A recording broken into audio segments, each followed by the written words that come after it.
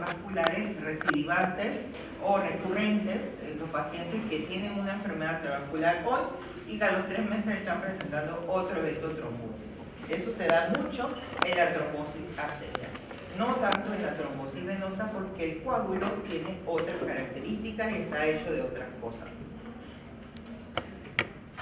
Esto es lo que venía diciendo, la placa de ateroma es diferente que a un trombo venoso, ¿sí?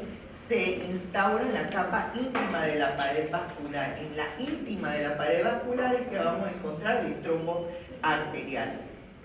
¿Por qué digo eso? Porque la lesión endotelial va a tener contacto del subendotelio, ¿sí? Más abajo con el torrente sanguíneo, ¿ok? Del subendotelio con el torrente sanguíneo. Eso favorece la adhesión plaquetaria y la activación de la cascada de coagulación de la hemostasia primaria, ¿ok?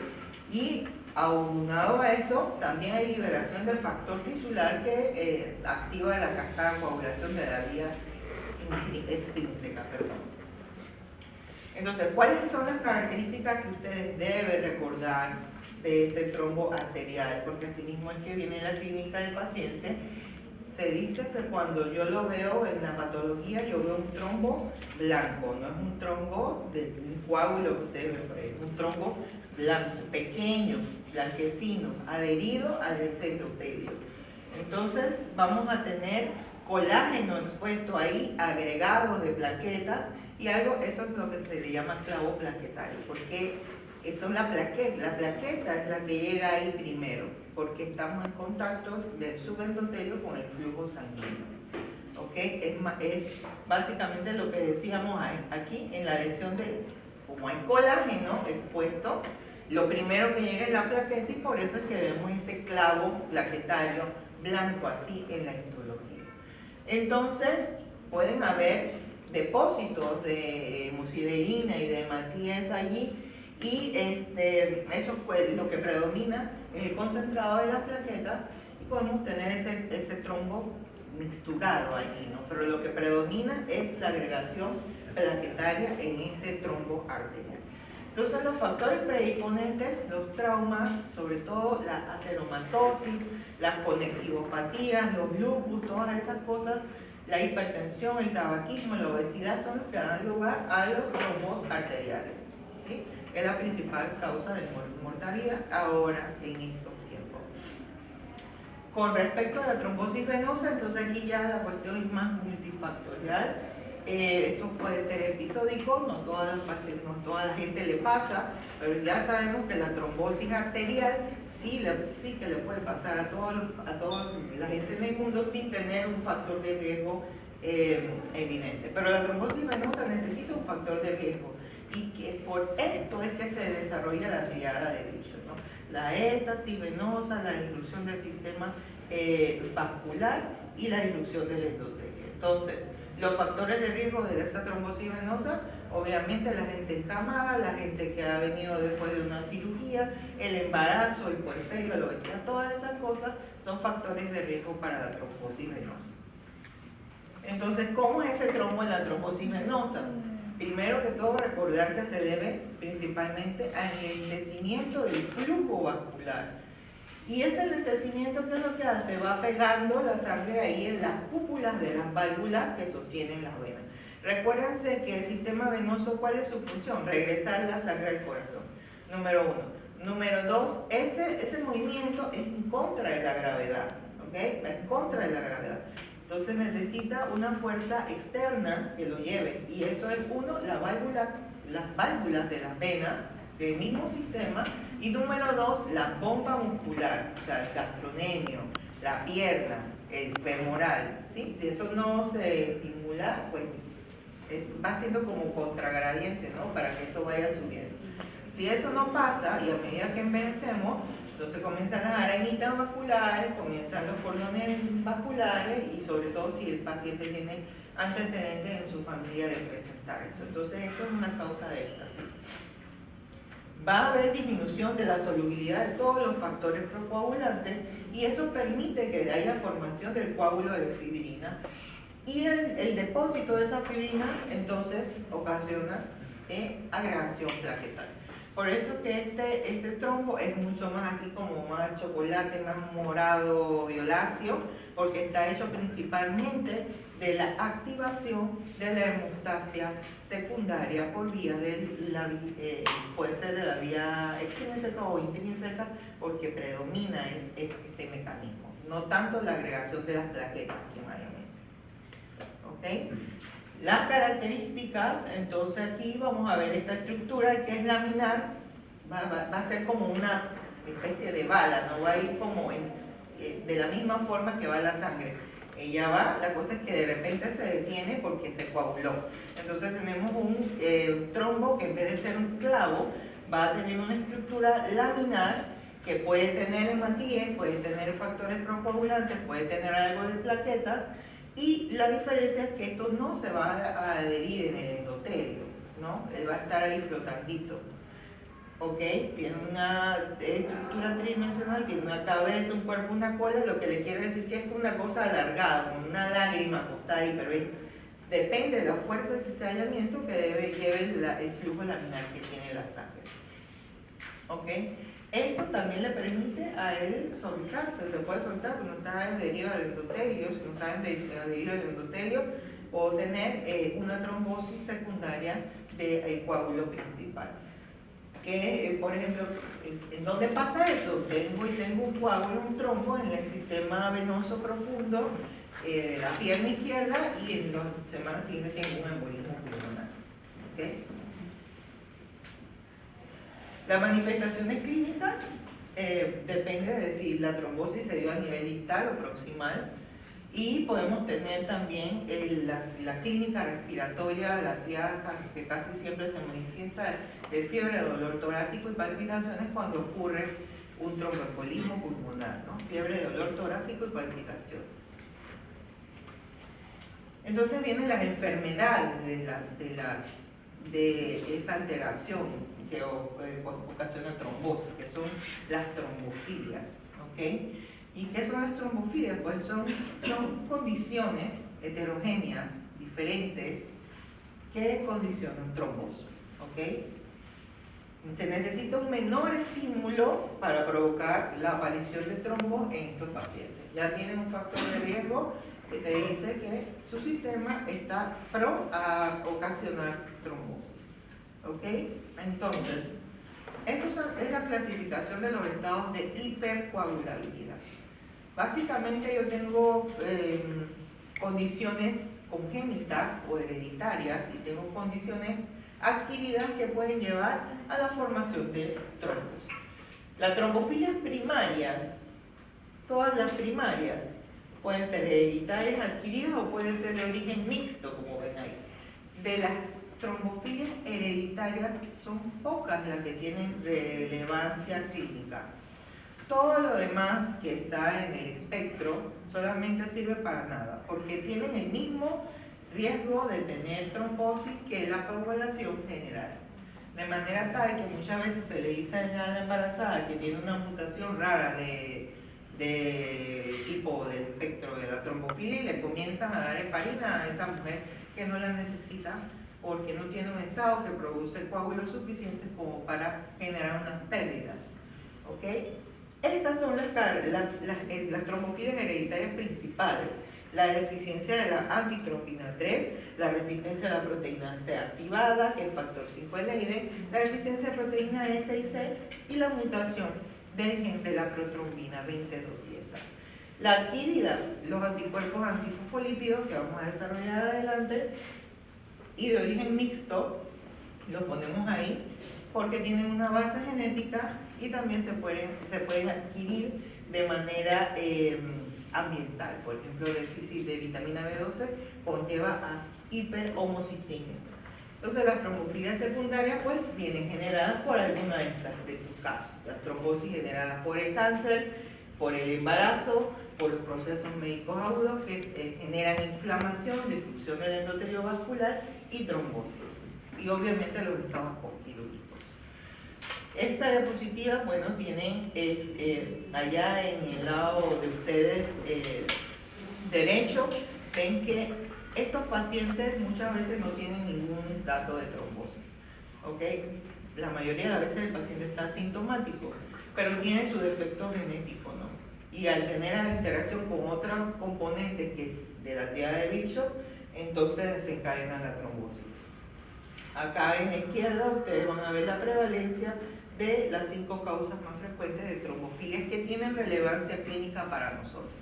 Todo lo que está fuera de ahí pues no tiene ninguna relevancia y puede tener trombosis igual que un cristiano que no tenga. Ahora bien, nadie sabe cuántas son las alteraciones que existen que generan trombosis. Estas son las mejores, las más estudiadas, porque sí se sabe que elevan 9 veces el riesgo de tener trombosis. Pero hay muchas mutaciones y polimorfismos que generan trombosis, no solo del sistema de coagulación, sino de otros componentes biológicos que tienen que ver con la cascada de coagulación. Entonces, las características de las trombofilias hereditarias son muy puntuales. Son mujeres, jóvenes, en áreas infrecuentes. Si yo veo una trombosis en el retroperitoneo, una trombosis en el sistema porta, mesentérico, en un seno venoso, ¿sí? En un seno venoso, esos son manifestaciones clínicas raras de la trombosis. Ahí, ¿por qué en un seno venoso va a haber trombosis? ¿Sí? Es más frecuente que haya en las piernas, que la gente no se mueva, no sé qué. Pero en un seno venoso donde hay flujo diario, no debería haber trombosis ni tampoco en la raíz del mesenterio. Entonces, si yo tengo un paciente con esas características, viene con un dolor abdominal agudo, le hago una tomografía y veo una trombosis mesentérica, ese paciente hay que tamizarlo para trombofilias adquiridas, sobre todo si es mujer menor de 45 años y si tiene episodios recurrentes de trombosis. Otra cosa recurrente son de abortos. ¿Okay? Recuerden que la placenta tiene todo un tema ahí con el endotelio y el tromboblasto, todas esas cosas. Eso, una paciente que pierde niños por recurrencia tiene una alteración en el sistema de la coagulación y posiblemente tenga una trombofilia, y es una paciente que si tiene las demás características vale la pena tamizar por esas alteraciones para que no pierda otro bebé. Hay que preguntar siempre la historia familiar, si el paciente tiene alguna familia que haya desarrollado trombosis previo y antecedentes de púrpura fulminante neonatal, que vamos a ver que eso más adelante. Entonces, estas son las normas generales de profilaxis y de tratamiento de las trombosis.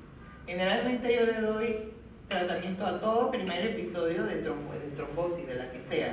Tratamiento convencional puede ser con heparina, puede ser con anticoagulantes orales o puede ser con agentes antiplaquetarios, dependiendo del origen del trombo. Si es un episodio recidivante, entonces yo tengo que permanentemente anticoagular a ese paciente, permanente, ya de por vida. Y si tiene alguna situación de riesgo, digamos que tuvo un primer episodio y ya yo terminé de darle su anticoagulación de 3 a 6 meses, pero ese paciente entra ahora en un embarazo, entra ahora en una cirugía que tiene que estar mucho tiempo inmóvil, a ese paciente yo tengo que darle una profilaxis. ¿Okay? Entonces, vamos a ver ahora por separado las diferentes deficiencias de proteínas inhibidoras de la coagulación. 3 principales son las proteínas deficientes que ocasionan trombofilia. La deficiencia de antitrombina 3, ¿sí? Antitrombina 3, ¿qué hace? La misma palabra le dice, inhibe la trombina. ¿La trombina qué es? Bueno, el producto ya final de la cascada de coagulación. Acuérdense que la protrombina se convierte en trombina para que la trombina pueda convertir el fibrinógeno a fibrina.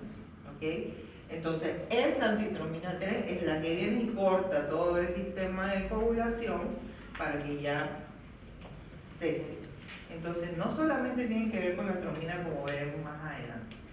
La proteína C y la proteína S. Esas son las 3 proteínas inhibidoras de la coagulación que se afectan por las trombofilias hereditarias. Entonces, allá en el esquema vemos todas las actividades que bloquean la antitrombina 3. El factor 9, el factor 10, el factor 11, el factor 12 y otras proteínas que hay por ahí que también bloquean, que no son tan importantes. Es una función inhibitoria. Recordar que es una alfa-globulina y que su síntesis es hepática. Por lo tanto, en pacientes con cirrosis hepática, esto está cortado, está disminuido, y por ahí puede venir un caso clínico que un paciente ahí alcohólico, cirrótico, amarillo, no sé qué, y por ahí por eso es que coagulamos. Entonces, es un regulador fisiológico, y lo siguiente de la antitrombina es cierto, es un regulador fisiológico, eso es cierto, esa no la y esos son los factores que inhiben, ¿no? Los que acabo de mencionar. Su prevalencia es bien pequeña, pero los pacientes con trombosis, el 1% de esos pacientes tienen esta deficiencia de antitrombina 3. Tiene un patrón de herencia dominante autosómico y muy raro es ver un paciente homocigoto para esta condición. Si yo tengo deficiencia de antitrombina 3, tengo 50 veces más de riesgo de presentar una trombosis que un paciente normal, ¿no? La función inhibitoria, ¿por qué es potenciada? Por la presencia de los proteoglicanos de la pared vascular y la heparina. ¿Qué quiere decir eso? Que si ya el endotelio se restableció y si yo tengo los proteoglicanos que yo tengo que tener en la pared, entonces la antitrombina 3 aparece para cortar el sistema de coagulación. Eso es lo que quiere decir esto ahí en rojo. Y lo otro es la heparina. La heparina, ¿cuál es la función de la heparina? Es un agonista de la antitrombina 3. La potencia. ¿Ok? Dos tipos de deficiencia de la antitrombina 3. El tipo 1, yo tengo una actividad funcional y antigénica disminuida porque hay una disminución de la síntesis de la proteína. Entonces es lo que tiene mayor riesgo trombótico. Si yo tengo un paciente con trombosis y yo digo que tengo deficiencia de antitrombina 3 y le pregunto ¿cuál tipo de deficiencia usted cree que tiene? Va a tener deficiencia tipo 1 porque es la más frecuente, porque hay disminución de toda la síntesis total de la antitrombina 3. Y tengo la de tipo 2, en donde tengo reducción de la actividad funcional, ¿sí? Pero los niveles antigénicos están normal. ¿Eso qué quiere decir? Que la proteína que se sintetizó no es la proteína adecuada que tiene toda la capacidad para inhibir la trombina, ¿sí? Que tiene una discapacidad funcional más bien cualitativa, pero tengo el antígeno presente. Esa es la tipo 2. La tipo 1, como ya dije, es la más frecuente. Venimos con la deficiencia de la proteína C. La proteína C es una glicoproteína, también tiene síntesis hepática y, ojo, esto es importante, que depende de la vitamina K. Depende de la vitamina K. Es activado por ese complejo cuando la trombina, trombomudina se adhieren a la superficie del endotelio, ella aparece para cortar con el sistema de coagulación. ¿Ok? ¿Y a quiénes más tienen que ver? Principalmente esos dos factores de coagulación que ven ahí, 5 y el 8. Requiere como cofactor que esté presente la proteína S. La proteína S también la secreta el hígado y también es dependiente de la vitamina K. ¿Okay? La prevalencia siempre en la población general va a ser pequeña, pero en los pacientes que tienen trombosis, cerca del 3%, se encuentran afectados por esa deficiencia. ¿Okay? Estos pacientes, si son heterocigotos, pueden tener trombosis o no. Pero si son homocigotos, no sobreviven, ¿no? Tienen algo que se llama púrpura fulminante neonatal, que el bebé nace todo con trombosis y con coagulación intravascular diseminada, no vive más de 12 horas. ¿Okay? Ahí se maneja el paciente de forma crítica con plasma tras hacer el diagnóstico de esto. También tiene dos tipos, ¿no? El tipo 1, también descenso de la actividad funcional y del antígeno, y del tipo 2, tenemos lo mismo, una alteración cualitativa que a pesar de que el antígeno esté normal, tenemos disminuido los niveles, la actividad funcional de la proteína. Entonces, el patrón de herencia autosómico dominante. Algo bien característico de esta deficiencia de la proteína C y también muchas veces de la proteína S es la tendencia a causar esto que se llama necrosis subcutánea. Los pacientes tienen necrosis subcutánea, ¿por qué? Porque acuérdense que como si el paciente tiene una trombosis, yo quiero elegir un anticumarínico inhibidor de la vitamina K como la warfarina. Esa warfarina va a inhibir todos los factores dependientes de vitamina K, ¿sí? Para que no haya coagulación. Pero a su vez la proteína C y la proteína S son anticoagulantes, también los disminuyen. Quiere decir que en los primeros días la función anticoagulante también está disminuida y yo puedo generar mucho trombo, mucho más trombo que lo que tendría si no pongo la warfarina. Pero ese paciente tiene que estar, si yo le voy a iniciar anticumarínicos, tiene que estar anticoagulado con heparina por lo menos los 3 o 5 días primeros hasta que se normalicen los niveles de proteína C o S. Si ven esa foto de ahí, esa es una deficiencia de proteína C y el paciente debe haber iniciado anticumarínicos sin la protección de la heparina subcutánea. La deficiencia de la proteína S, recordar que la proteína S es un cofactor de la proteína C, trabajan juntos para inhibir factor 5 y factor 8 activados. Tiene dos formas la proteína S. Una se encuentra viajando libre, que es la que funciona como cofactor. La porción que funciona como cofactor es la proteína libre. La otra es el PCR, que ustedes conocen, la proteína C reactiva, que es la que se une a los factores de complemento, sobre todo de la porción C4b. Esa porción es inactiva, esa porción no tiene nada que ver con la inactivación del factor 5 ni del factor 8. La prevalencia del 1-2% y también el patrón de herencia es autosómico dominante. Aquí sí tenemos tres tipos. La del tipo 1 tiene una disminución antigénica, pero aquí jugamos con las facciones, ¿no? La total y la libre. Disminuye el antígeno, pero la proteína S total y libre tiene una actividad funcional que es más bien disminuida también.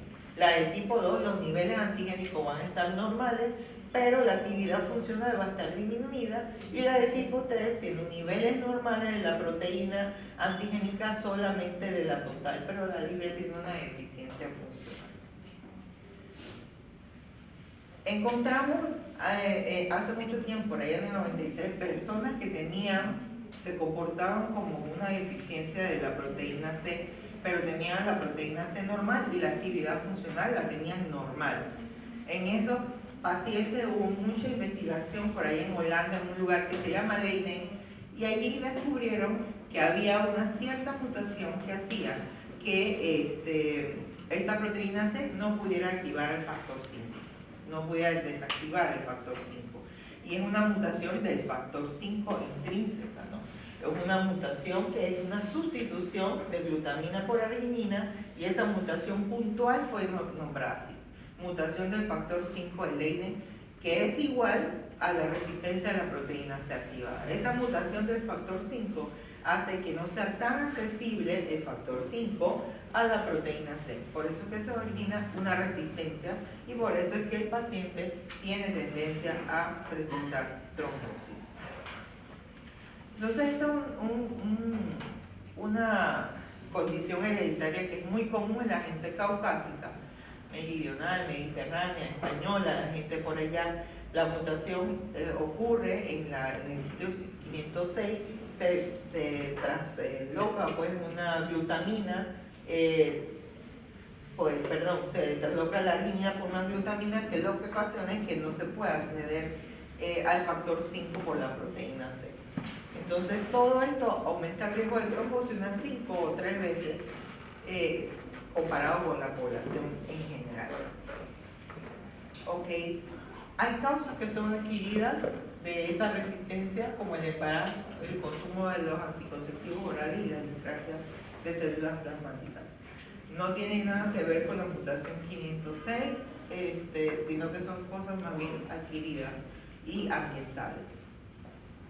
La mutación del gen 20210A de la protrombina se descubrió hace mucho tiempo, y se cree que esta mutación tiene que ver con algo de una reacción que no es codificante de la proteína en sí.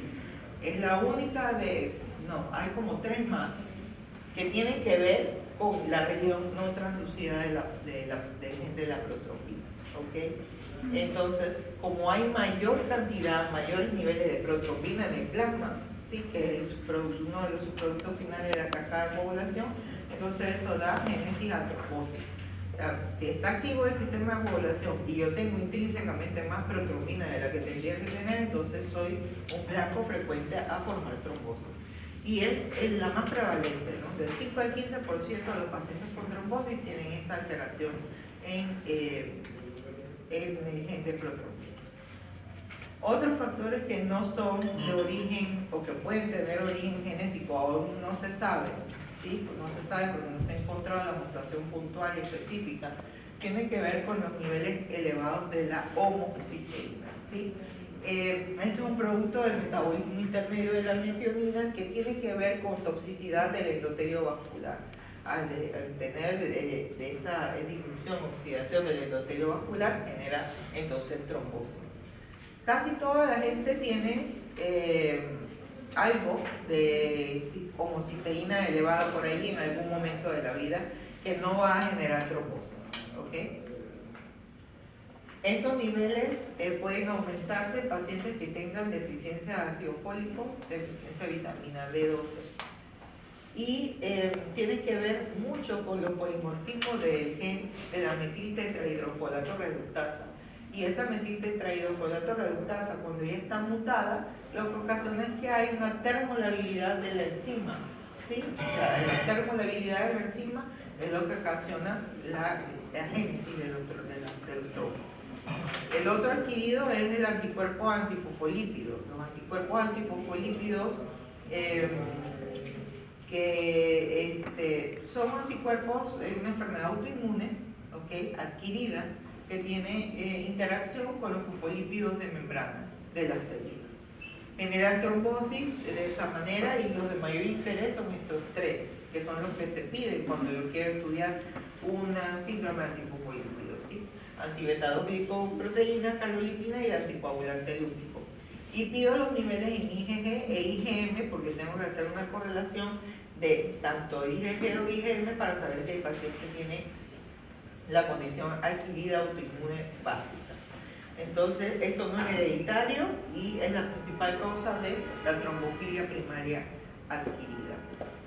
Entonces, esto es lo que tenemos en un paciente, el cuadro clínico que tenemos un paciente con sospecha de síndrome antifosfolípido. Generalmente es una mujer con trombocitopenia y abortos a repetición que tiene presentes anticuerpos antifosfolípidos IgG e IgM. ¿Okay? Muchas veces se relaciona con otras enfermedades autoinmunes, principalmente la del lupus, pero puede estar presente en la artritis reumatoide, por ejemplo, en el síndrome de Sjögren, por ejemplo. Todas las enfermedades que tengan que ver con alteración del sistema autoinmune pueden tener anticuerpos antifosfolípidos. El caso clínico más característico es un paciente con lupus que llega con dolor abdominal, que tiene una trombosis mesenterica. Ese paciente hay que investigarlo por síndrome antifosfolípico. Entonces, el tratamiento de esto, trombosis arterial con antiagregantes plaquetarios, trombosis venosa con anticoagulantes, ¿vale? Estos son los antiagregantes plaquetarios y sus diferentes mecanismos de acción que tenemos disponibles. Lo primero que ustedes ya conocen, la aspirina, ¿no? Inhibidores de la ciclooxigenasa 2, que lo que hacen es disminuir la formación de tromboxano 2. Los inhibidores de la fosfodiesterasa, que ahí está el dipiridamol, las tienopiridinas, que lo que hacen es bloquear el receptor plaquetario de ADP de la plaqueta, P2Y12, que ahí tenemos el más conocido, el clopidogrel, pero tenemos ticagrelor, cagrelor y muchas otras marcas conocidas, y los agonistas del receptor plaquetario, ¿sí? De la glicoproteína 2B3A, que ahí tenemos anticuerpos monoclonales y tenemos el tirofimab como representativo de esa clase. Esta diapositiva tiene aquí las diferencias de los anticoagulantes plaquetarios que tienen que ver con la inhibición del fosfato de adenosina. Lo que más deben recordar ustedes es si la unión es reversible o irreversible y su vía de eliminación. Ahí pónganle el asterisco para que se aprendan esas dos cosas: la vía de eliminación y la reversibilidad de la molécula. ¿Okay? Lo del tiempo de inhibición, no, esa cosa me sirve a mí, pero ustedes es el tipo de reversibilidad y la vía de eliminación. ¿Por qué eso es importante para ustedes? Porque si el paciente viene y llega con clopidogrel y tiene falla renal, ya ustedes saben por qué no está sangrando. ¿Por qué está sangrando si ya dejé de tomar el medicamento hace 1000 años? ¿Sí? Porque es irreversible.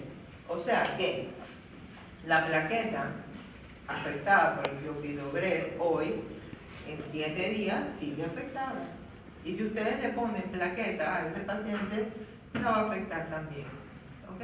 Porque eso es algo irreversible. Eso tiene un sentido. No es que le estoy dando la respuesta, sino que sí tiene un sentido. Y eso es lo que ustedes deben recordar, porque van a estar como el médico general ahí de cuarta urgencia los primeros meses de vida de ustedes como médicos y tienen que ver, evaluar si es por vía biliar, evaluar si es por vía renal, si requiere eliminación o no, ¿vale?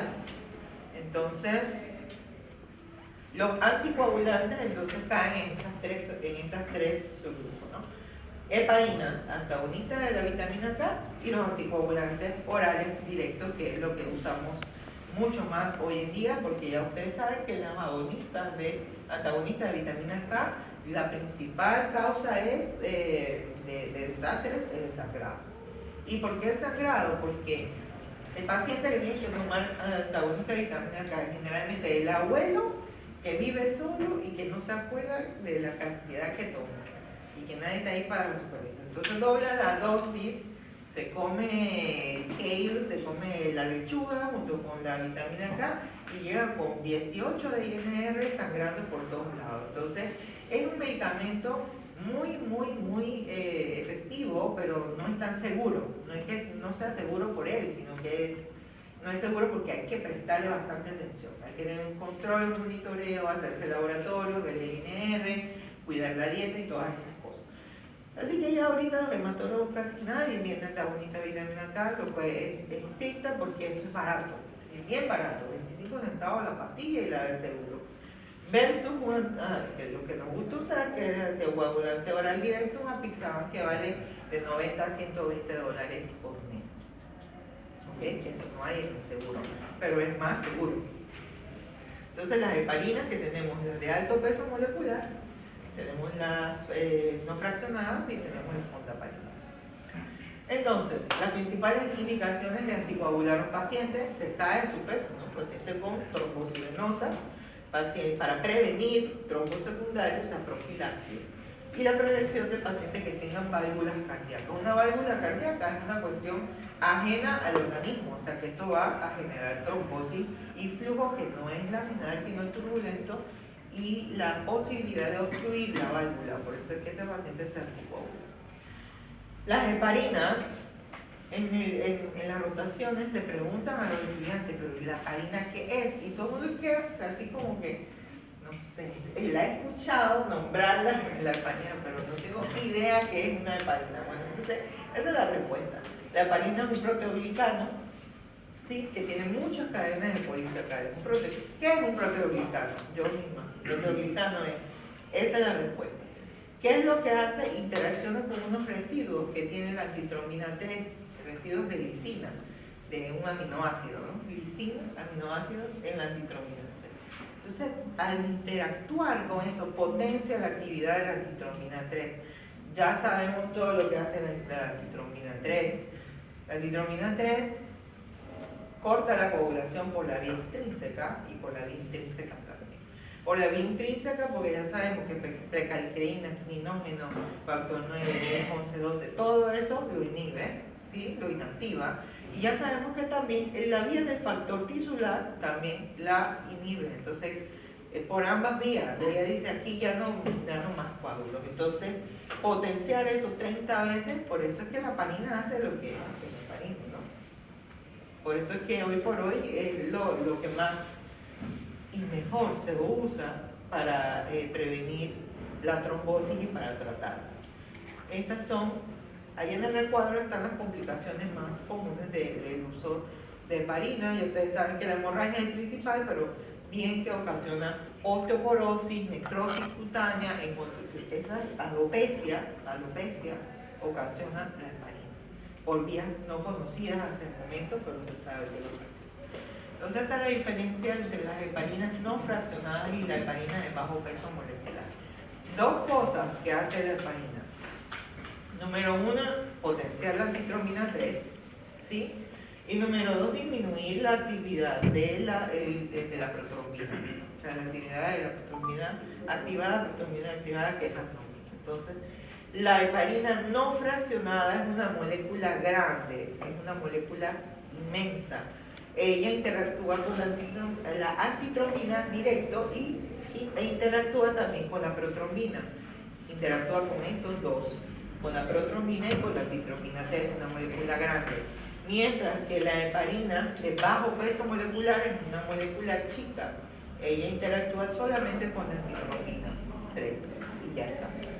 Eso tiene sus beneficios, que lo pongo aquí en este cuadro, que son las propiedades de la heparina de bajo peso molecular en comparación con las heparinas, en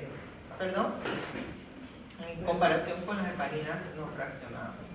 Y de allí otra cosa muy característica es que esas moléculas así tan grandes, que es la heparina no fraccionada, tiene mucho mayor efecto para causar enfermedad autoinmune relacionada, por ejemplo, con la trombocitopenia inducida por heparina que vimos en unas clases atrás, ¿no?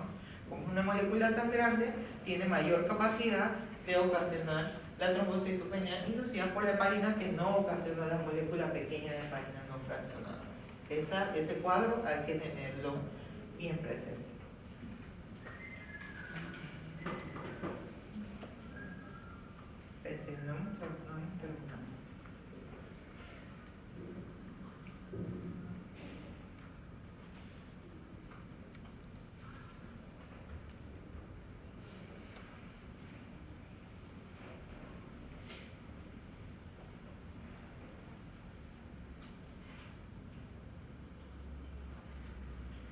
Ok, antagonista de la vitamina K.